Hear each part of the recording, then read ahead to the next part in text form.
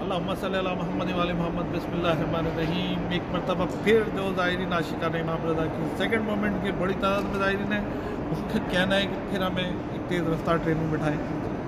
चलें फिर लेके चलते हैं एक तेज़ रफ्तार ट्रेन, एक और ट्रेन, और ये भी डबल डेकर ट्रेन है। इसमें अपने किचन भी ले लिया है और हम सर्व करेंगे चाय और खाना सब कुछ अपनी टीम के साथ।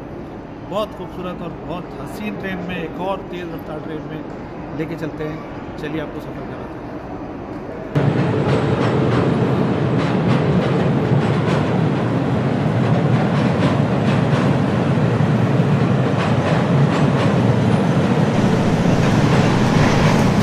ये इस वक्त डबल डेकर ट्रेन है, लिहाजा ऊपर जा रहे हैं। ऊपर हमारे ज़ाहिर बैठे हैं जी, ये फ़हीम भाई हमारे ज़ाहिर एक किसान भाई नीचे भी आ रहे हैं। माशाल्लाह सब मुतमईन माशाल्लाह से खुश हैं इस सफ़र में।